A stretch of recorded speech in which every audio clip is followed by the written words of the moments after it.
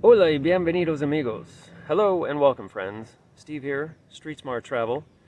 Quick message to say thanks. Picked up some subs since the last video, so for those of you who recently joined us, thanks for joining. And if you're watching this and you're not subscribed, please consider joining the community. Got a lot more videos coming out in this series. We'd love to share them far and wide, and with more subs, that makes it much easier. For the past 2.5 years, I've been living and traveling all over Ecuador, experiencing different cities, coastal towns, Andean mountain communities, the Amazon, on roughly $200 a month. But this isn't a story about extreme budget travel or living in hostels eating ramen. I've stayed in beautiful homes, eaten terrific meals. The site I'm on right now, they have an actual professional chef for a volunteer gig, no joke. I've learned Spanish, I've made lifelong friends, and contributed to projects that actually matter to the communities that I am part of. And I've done it all without owning property, paying rent, or having a job. If that sounds impossible, or too good to be true, I get it. Because before I started doing this, I would have thought it was insane. But stick with me, because I'm going to show you exactly how this works, and why it might be the most interesting and fun thing you can do with your 40s, 50s, 60s, and even beyond. At the end of this video, I'll answer some of the most frequently asked questions I get about volunteer travel, including one that everybody wants to know: is it really safe? 3 years ago, I just arrived in Ecuador in November 2022.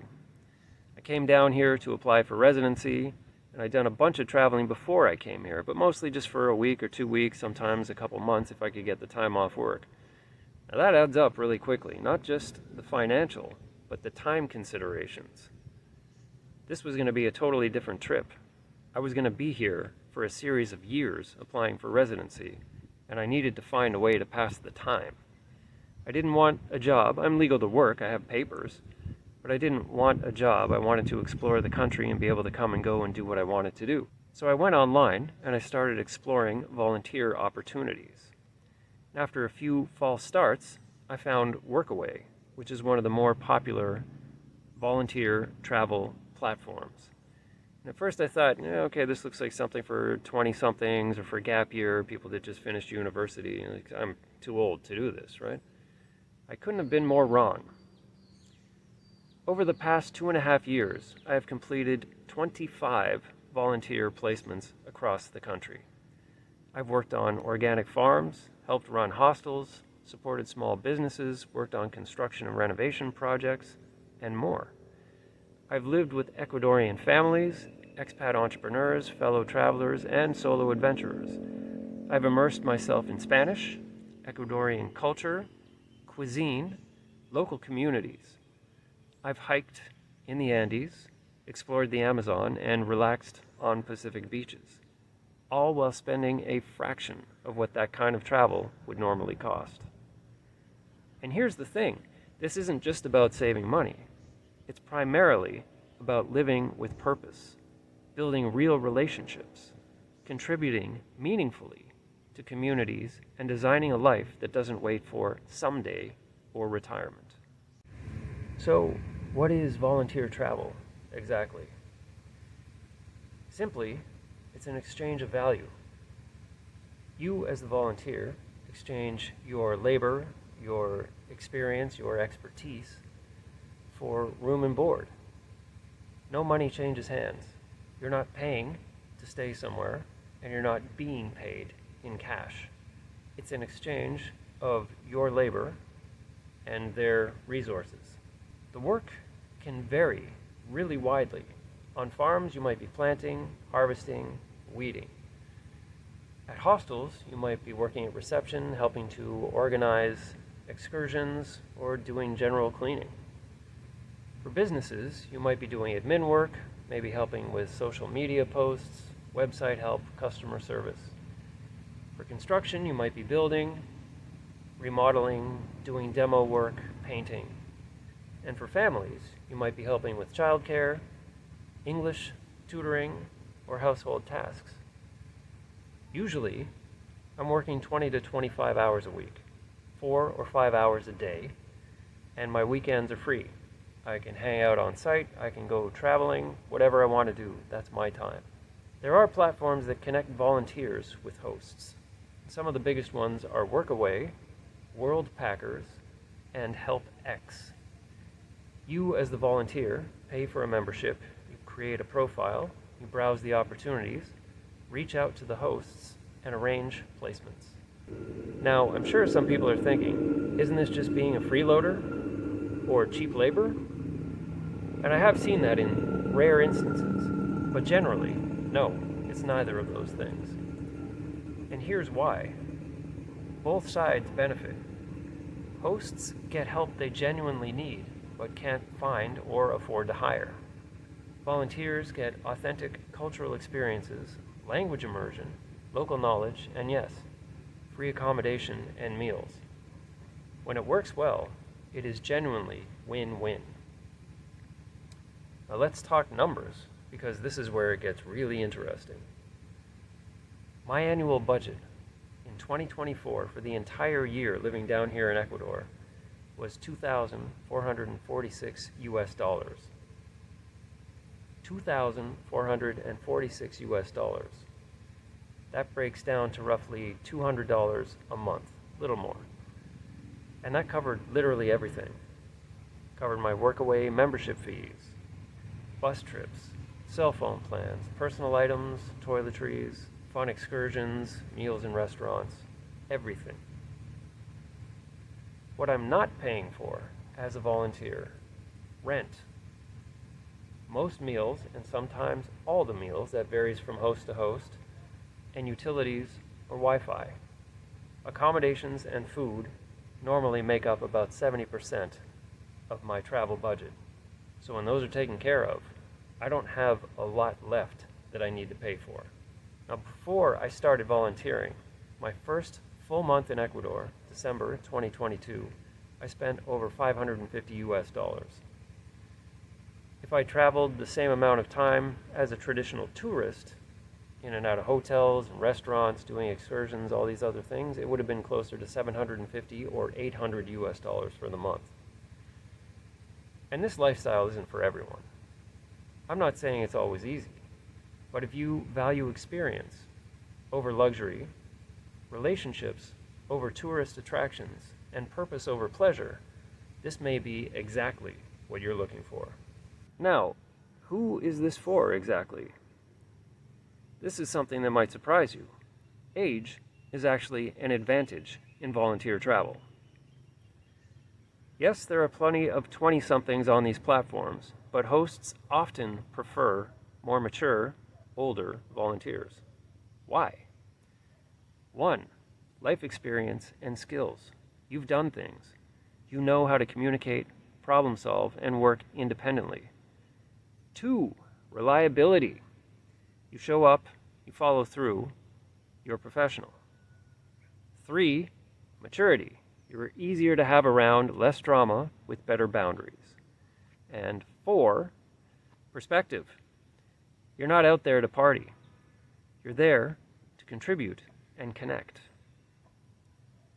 I've been chosen over younger applicants specifically because hosts wanted someone more mature and dependable. And I've met incredible volunteers in their 40s, 50s, even into their late 60s, still doing this.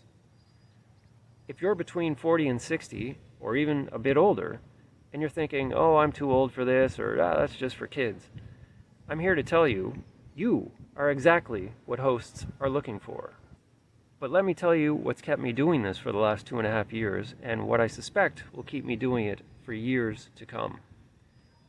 Purpose. When you wake up and spend a few hours helping somebody build their dream project, grow food for their community, or run their small business, you're contributing. You're not just a tourist taking photos. You're part of something bigger. Connection. I've had deeper conversations and formed closer friendships in 2-week volunteer placements than in years of living in Toronto. When you live and work alongside people, real relationships happen. And growth. My Spanish has gone from passable to almost completely fluent. I've learned construction skills, farming techniques, hospitality management, cultural nuances I'd never experience or understand as a tourist. And here's something they're starting to research more and more. Volunteering and social connection are linked to longevity. Not just living longer, but living better, with more purpose, more engagement, better mental and physical health. So yeah, I'm traveling on about $200 a month on average. In September, a couple months ago, it was under $99 US for the entire month. But I'm also investing in my health, my relationships, my personal growth, and my sense of meaning and service in the world. That's worth far more than any amount of money I'm saving. So what's actually possible with this model of volunteer travel?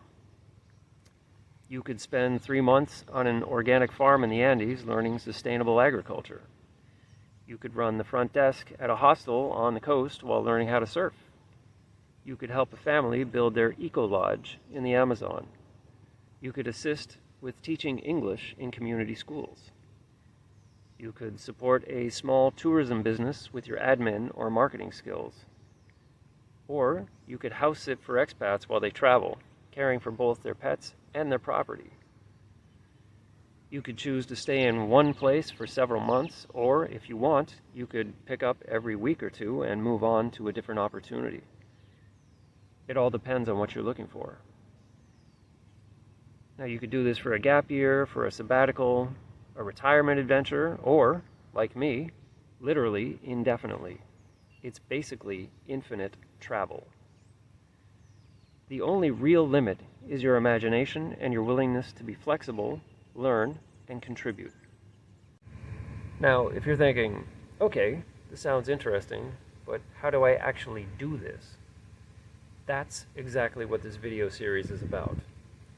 Over the coming weeks, I'll be breaking down how to choose your first placement and avoid red flags, what hosts actually want from volunteers, and why you're probably more qualified than you think, the different types of placements and what they're really like, the health and longevity benefits of this lifestyle, and many more considerations. I'll also be building out resources on my website, streetsmarttravel.com, which will be launching soon.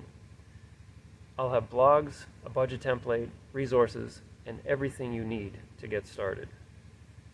So right now, here's what I want you to do. First, if you're not already subscribed, please hit the subscribe button. Join the community. Stick around for future videos in this series and other series that I have on the channel. Second, drop a comment and let me know what's your biggest question or concern about volunteer travel. I will address as many of those as I can in upcoming videos. And third, if you know anyone in their 40s, 50s, 60s, and beyond who is looking for more adventure, maybe wants to enjoy some time on the road but thinks, oh, I can't afford it, whatever their excuse is, if they would be open to doing this kind of travel, please share this video with them. The more people this message gets out to, the more useful it's going to be. Now stick around, because I'm about to address the top 3 frequently asked questions I get about volunteer travel. Question 1. Is volunteer travel safe? Yes, if you're smart about it. Just like any travel, you vet opportunities, you trust your instincts, you read reviews from past volunteers, communicate clearly with your host ahead of time before committing, and you have backup plans just in case. I've done 25 placements over 2.5 years, and not once have I had a safety issue. I have never felt threatened or unsafe. But I also do my homework, ask lots of questions, and I don't ignore red flags. I'll dive deeper into vetting and safety in an upcoming video. Question 2. Do I need special skills? No. Most hosts are looking for help with basic tasks. Might be painting, might be pet sitting, might be looking after their kids, could be doing some gardening or weeding, simple everyday tasks. If you can show up on time, follow instructions, put in honest effort, you have what most hosts need. That said, if you do have special skills, construction, languages, tech, teaching, hospitality, you'll have more options and potentially more and better placements. Question 3. What if I don't speak the local language? Many hosts speak English, especially in tourist areas or at hostels. On platforms like Workaway, you can filter by language. That said, when I came down here, speaking passable Spanish was very helpful, and I made sure that I would pick volunteer opportunities where I would be in a situation where they only spoke Spanish. So every day I would be immersed and would have to up my Spanish speaking skills. That has gone a long way toward fluency. If you're worried about language, start with English speaking placements and learn as you go. Or take a few weeks of lessons before you start. It's not a deal breaker, but it is a consideration. I know this is different. I know that it challenges the traditional narrative about what travel or retirement or a successful life looks like. But if you've made it this far in the video, I'm guessing there's a part of you that's curious, that wonders if there's more to life than what you've been told. I'm not saying volunteer travel is the answer for everyone, but for me, and for a lot of other volunteers I've met along the way, it continues to be transformative. So let's explore this together. Subscribe, follow along, ask questions. Let's see where this leads. Looking forward to seeing you in the next one. Happy trails. See you out on the road.